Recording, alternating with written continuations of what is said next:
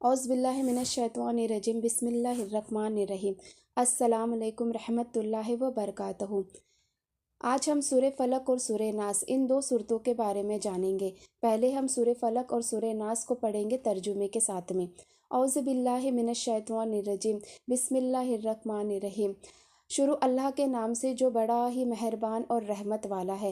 قل اعوذ رب الفلق، آپ کہہ دیجئے میں صبح کے رب کی پناہ مانگتا ہوں۔ من شر ما خلق، ہر اس چیز کے شر سے جو اس نے پیدا کی ہے۔ ومن شر غاسق اذا وقب، اور اندھیری رات کے شر سے جب وہ رات آ جائے۔ ومن شر نفاثات فی العقد، اور گروہوں پر پڑھ پڑھ کر پھونکنے والیوں کے شر سے۔ ومن شر حاسد اذا حسد، اور حسد کرنے والوں کے شر سے جو وہ حسد کرنے لگے۔ سورہ ناس۔ بسم اللہ الرحمن الرحیم۔ شروع اللہ کے نام سے جو بڑا ہی مہربان اور رحمت والا ہے۔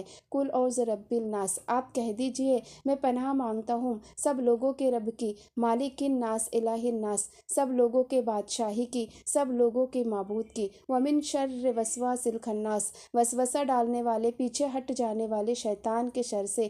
الذی یوسوس فی صدور الناس، جو لوگوں کے دلوں میں وسوسہ ڈالتا ہے۔ من الجنۃ والناس، چاہے وہ جنات میں سے ہو یا انسانوں میں سے۔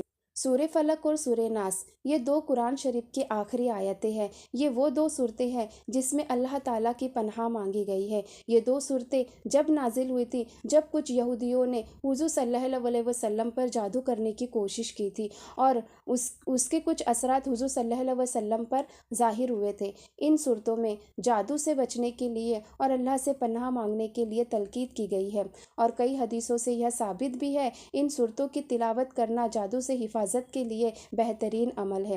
سورہ ناس میں اللہ سے پناہ صرف شیطان سے چاہی گئی ہے، لیکن اللہ تعالیٰ جن کی پناہ طلب کی جا رہی ہے ان کی تین صفات بیان کی گئی ہے۔ اللہ تعالیٰ کے رب ہونے کی، مالک اور حاکم ہونے کی اور معبود ہونے کی، اور شیطان کے جس صفت کا ذکر کیا گیا ہے وہ ہے وسوسہ ڈالنا، کیونکہ ہر برائی اور ظلم کی شروعات وسوسے سے ہوتی ہے۔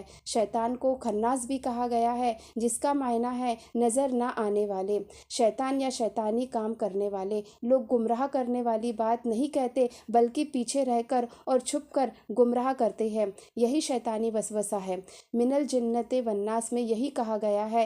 وسوسہ ڈالنے والے جنات تو ہوتے ہی ہیں، ساتھ ہی انسان بھی ہوتے ہیں جن پر شیطان کا سر ہوتا ہے، اور اس لیے شیطان کے جیسے انسان بھی کئی ظلم کرنے لگتا ہے۔ اس لیے ہمیں چاہیے کہ جادو سے حفاظت کے لیے ہمیں زیادہ سے زیادہ ان دو صورتوں کو پڑھنا چاہیے۔